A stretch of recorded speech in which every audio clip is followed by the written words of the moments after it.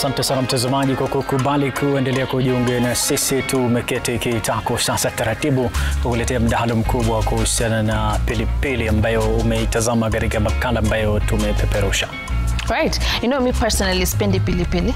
Okay. Yeah, I don't like it. Ukasema wale watu like hao watu hawezi vunjwa roho. Sana najua kuna mtu mahali anasema, "Oh, upendi pilipili sio usio ya kuashia nini." Leo mnikubalishe iniwashe ndio tuweze kusaidia wakulima, si ndio? Right. So today we do want to discuss a lot about chilies, and we do have our expert with us here in studio, Monica Maina. Welcome to Kenya's Gold, and thank you so much for making time to be with us today. Now, Monica is a professional agronomist, and she will be shedding more light on what we as farmers need to do as we get into this high-value crop we are calling chilies. Karibu, Monica, and I'll just want for you to start by talking to us about locally production yetu as is now. How is it? What is the demand locally? Because we understand there's a lot of demand for pilipili in the international market, and it's growing because I understand even countries like Spain now want chilies from Kenya. But locally, is the demand high? Ama mtu akiingia hapa aingie na akili ya kutafuta export market? Thank you so much. So I'll start with the locally. Apparently we don't have a lot of farmers majoring in chili farming, because the moment unaenda pale kwa soko unaambiwa pilipili moja ni bob. So kila mna, that is the first turn of farmers have. Now, how will I get to have and plant the chili and then go to the market, and then if the market wise is not okay? But apparently chili demand now is at equal sawa. But now having farmers that are going to expertise on the chili farming, that's why we draw the line, because most of them don't want to do that. They are majoring on other horticulture crops, but for chili they are away from that. So for the market wise, if one is doing chili out there, I can tell you market wise iko sawa. So unless farmers iko sawa aje numesema wakulima, their biggest turn off ni bob. Yes, bob, chili. Because they want account hako kamoja. Right. But the moment you do market, you have watched a video of Toet there, and she have done that in large scale. Her herself said market wise iko fiti, because she didn't major on the small idea of nitaenda kuuzwa bob pale. So as long as you're doing market, you are doing chili and you got a better market, you're doing a better market survey, and you got good connection there and you have the best buyers out there, you're going to have your chili on top of the market. Right. Yeah. Asante sana pia kwa kutupatia nafasi kukuhoji. Lakini wakati tunazungumza na yule binti Janet Etowet radhi, utagundua kwamba yeye amepanda pilipili kwa eneo wazi. Lakini je, kuna uwezekano wa kupanda pilipili ndani ya kivungulia, na tofauti ipo wapi? Okay, that is the greenhouse and the open field. Right. So going for the chili, I would advise on the greenhouse, because pale kwa open field kuna aliongea kuhusu the powdery mildew. There are others infestation of pest. So when they're closed in a greenhouse, the temperatures, and you can be able to moderate on the temperatures and then humidity. You can be able to control, fanya scouting yako vizuri sana. Plus the pest infestation there is not as high as the open field.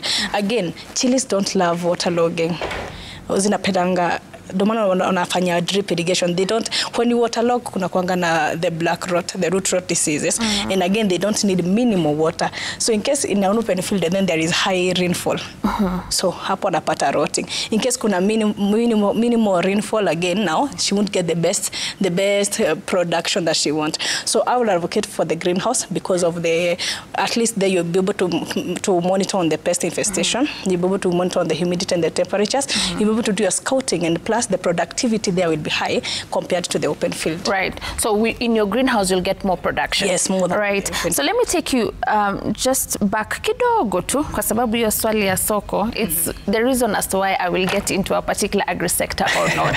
You finished by saying ukipata the best buyer uko sawa. I'd like for you to expound when you say getting a best buyer. Wale best buyers pale kwa soko wanaweza nunua pilipili ya mkulima at how much, so that ule ambaye anaangalia saizi aweze kujua wakati ambao bei ambayo anapewa is not the best that they can get in the market. Ndio mtu akikuja kumwambia bei fulani anajua there's potential to get more. So how high can it get? And also at the same time, pilipili ni aina tofauti. Kuna hii tunaona leo, the red devil, we have the green one, we have the bullet chilies, we have the jalapenos. So the super one. And I want you to tell us more from the ones that I know, that we know here on the program. So tell us, nikiamua kuingia hapa kwa hizo variety gani ambayo kwa market ndio the king, and how do I make the decision nipande red, green, the super one that you're saying? Just help us understand the different varieties and what the market is really asking for. Okay, depending on the variety and the farmer. Right. A farmer chooses on which variety to follow. She chose the red, Demon F1.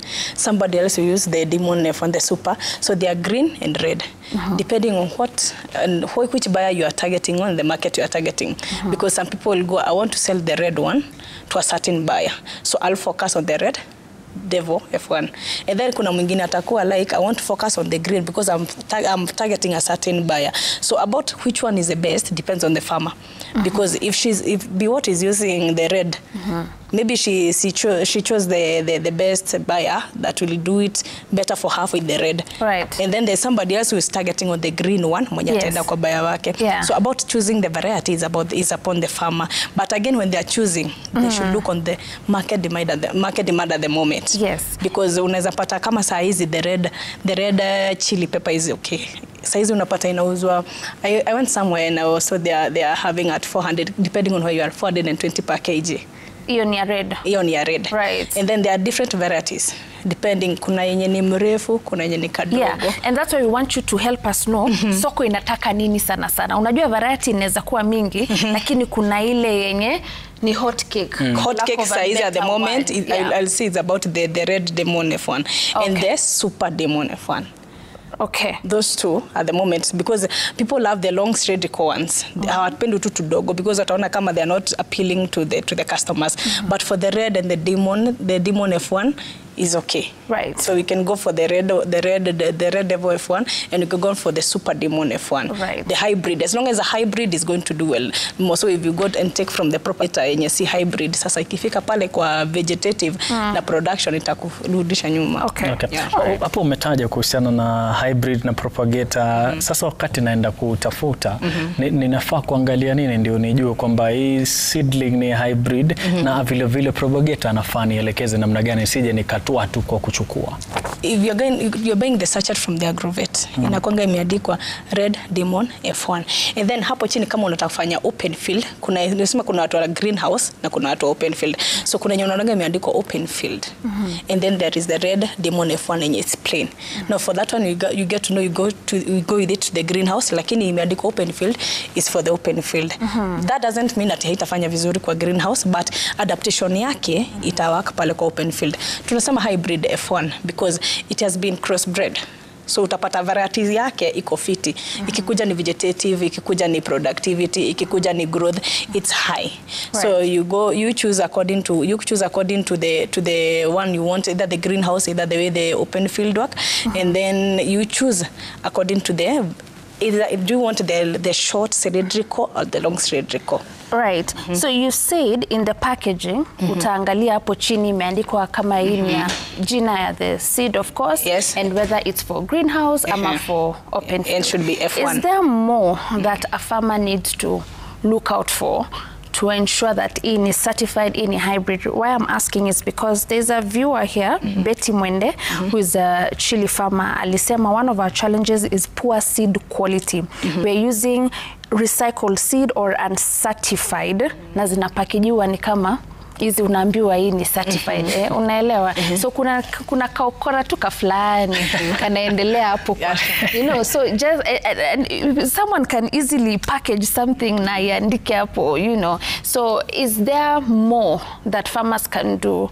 Because not even just in chilies alone, you being a professional agronomist, there's more that we can do to make sure that tunapata the correct seeds, because it's starting from there. A lot of fake seeds are moving around and they're packaged nicely, and because the farmer doesn't have the technique to know so much, inakuwa ngumu. You see the result at the end of the harvest, una realize hapa ni kama kulikuwa na mchezo wa town. So how much further can we kupeleleza? Right? Unaweza peleleza zaidi aje ndo uhakikishe at least you're getting something original, something certified worth your money. I guess hapo I'll advise the farmers to waache kwenda hizi kampuni, the upcoming companies selling the seeds yenye sasa maybe to the market they are not widely off, yenye sasa huwezi jua kama wanauza certified or not. Kindly farmers go for the companies that are well known in the market. If you're using a propagator, the people kama what I say, she take the seedlings, hardened seedlings from the propagator. Kindly go to propagator wenye unajua they are legit. From ukifanya market survey yako ama ukifanya huko nje ndio upate kuchukua seedlings zako, unakuanga kuuliza why can I take my seeds or why can I buy my seedlings from a propagator. Please kindly farmers check on the legit propagators. Ndio again unaweza enda upate mtu mimi niko na nursery, niko na greenhouse, acha niweke seedlings zangu and then I'll harden them, but alisema na hardeniwa. In the process of hardening utapata si strong kama ile nyingine. So kindly follow on the legit propagators and the widely known companies that are selling seedlings out there. Usiende upate kuna kampuni inajiestablish hapa imekuja na seeds they are not certified, ujui venye zina function, unaona mtu mwingine ameitumia uone venye ina grow and then you take it to the market, it will spoil you. Okay. Yeah. Wakati umetaja pia kuhusiana na kuangalia, bado kuna tatizo la kutaka kujua kabisa. Hii umesema ikishamea inakaa very weak. Sasa nimechukua tayari, mimi nataka kujua wakati nachukua kutoka kule kama mbegu nielewe kabisa kabla sijachukua ndio nisione kwa farm. Is there a way naweza ona na nijue kweli kuna shida hapo kwa kuona? Unfortunately now ikikuja ni kuchukua kwa sachet, the sachet is always sealed. Na sasa hapo ukisema ni kufungua na it will be off market, but pale kwa agrovet if they are selling companies that are widely known and they are legit, because now I don't find a reason as an agrovet will sell something that is not from a well-known company to sell to the farmers. Atakuwa na risk pia kazi yake. So if you taking from an agrovet that has a history of whatever, the company that's selling the seeds, at least you'll be proper assured whatever you are taking there it's good. Right. Yeah. Are farmers allowed to ukienda kwa propagator pale, because not everyone will buy the seeds, yeah, sure. Just get the seedlings. Like you said, make sure you're working with legit propagators. Can we ask for certificates? Yes. To see that you're a certified propagator? Yes, right. You should ask for that, because of course akifanya hiyo kazi anajua there is an agricultural board out there that can run after that. So that person should show you this is what we do from the start.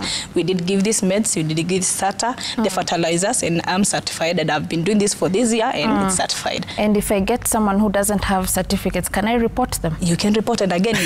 Yeah, we are trying, because now that is risk and a risk for me. Yeah. Kidogo nicheke. Sasa unacheka na ni crisis. Yeah, so if I ask for certification, and the same person should have a program of tulianza hivi tukapei fertilizer, tumefika hapa tukaanza hardening last week ndio uchukue leo. So that person hata venye anakushow the program yenye amekuwa akifanya utakuwa na doubtful ama uone at least anajua kenye anafanya. So imagine taking from somebody that's not certified and then ana risk too, and then umenunua kama 7,000 seedlings to your open field and then there's stagnation pale ziko second week. That. So maybe we should report, because farmers are really struggling. Wananunua fake seeds, and it's very sad because that wastage of resources and inputs very expensive. So maybe moving forward, ukienda kwa propagator, please ask for the certificates. Yes. And in case hana, pia peleka mbele so that we can clear. Let's take action in our hands for now before, right? So right. So if moving away from that, let's get into the matters pests. Kuna wale notorious ambao wanapatikana kwa pilipili. We have the quarantine pest, false codling moth. Nataka utuambie that particular pest, why is it very notorious in the chili space? Yani mi hata nikitaka kwenda kuinspect, because you've said it's very important for you to do scouting. Sure. So nikienda kufanya hiyo scouting, ni nini nitaona pale nitaniambia FCM iko hapa kwa shamba yako. This is what is happening currently, as you also expound on other pests besides the quarantine pest that itasumbua mkulima wa pilipili. So I said about the open field. So as long as you're doing the open field farming, expect the white flies, the aphids, the scud moth. There are many. So when you're doing the scouting, kuna watu wanafanyanga scouting just because they are rows of the plant. Unapita tu ukiangalia. Mostly I do tell the farmers, this is a chili plant. The leaves are falling on the side. Kindly angalia chini. Because pest infestation haitakaa hapa juu place unaiona. itajificha na hapa do. The moment unapita you won't find it, but when you're doing the scouting, kindly check on the ground. Unapata the FSM, the scouting more than unasema. Unapata at the moment, it depends with the temperatures that we have. They are always high, most of them high temperatures because they are feeling the warm temps and they want to hide beneath the leaves, and it is a very stubborn one. Inakuanga very stubborn because unafaida, like say umeenda kwa grove yetu umepata umepoa dawa umeenda umespray in 2 times in a week utajipata unarudi hapo. Unlike the aphids and the white flies and utaenda once and then upate maybe in another 2 weeks utarudi hapo tena, but for the moth you have to be there. It's inapenda high temperatures, so unapatanga people living in the cold areas, and again Chilli doesn't do much in the cold areas, so the moderate temperatures utapata the moth doesn't attack them sana. So utapata Kenya na attack sana huko ni aphids na white flies. Right. But for moth you find it there on the high rainfall. So I would advise on the farmers, they can use repellent for the pest. Ukiangalia Biwott alitumia mulching paper ya silver. Na akasema it repels the pest. So I can advise the farmers, for those that are living in the high altitude areas that where the moth in attack, they can use the mulching, the silver one. There's a silver one, you don't act kama the pest repellent, and then there's a mulching bag in your black. You act kama to conserve the moistures and the suppressing the wind. But for the silver one sana inasaidia because of the bright color, inasaidia ku repel the pest. Bila kuweka dawa yote. Yes. Unaweka to the silver. Yes. The silver mulching paper. Okay. Si uliona anatengeneza the beds and then anaweka the silver mulching paper ndo atengeneza drill holes zake. So the silver one repels the pest naturally because of the shiny appearance. Okay. Compared to the black one that is only for conserving moisture and suppressing the weeds. Okay. Yeah. Okay. Asante sana Monica Maina kwa kutufunza siku ya leo. Bila shaka mtazamaji ambaye unatufuatilia, na shukuru sana kwa kuketi kwa sababu tufuatilia na kutaka kufahamu mengi ambayo yanajitokeza siku ya leo. Kwa sasa tunachukua mapumziko kidunya, tukirejea kungali kuna mengi. Usikwende popote, usibonyeze kidubwashi chako, salia na sisi.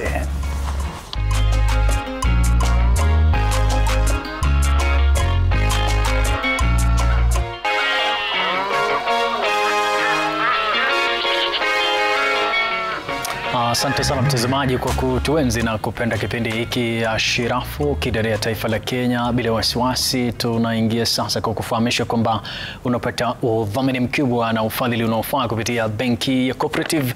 Ni kufahamisha hivi, unahitajika kuingia katika mashirika ya wakulima ili upate nafasi ya kujengewa kile tunaita tope chujio au biogas katika shamba lako, na vile vile kama wewe ni mfugaji wa wale mifugo tunaita ng'ombe, bila shaka ni raha kwako upate nafasi ya kuendeleza shughuli zako kule shambani, na ni kufahamisha kwamba kikubwa ambacho unafaa kufanya ni kuingia katika mashirika. Iwapo wewe moja, tafuta watu wengine 9, watu 10 ili uingie katika shirika la wakulima ufanikishe shughuli zako, na bila shaka itakuwa raha sana. Vile vile umemsikiliza Maina hapa, yupo studioni, ni agronomist, tunahitaji utaalamu wake.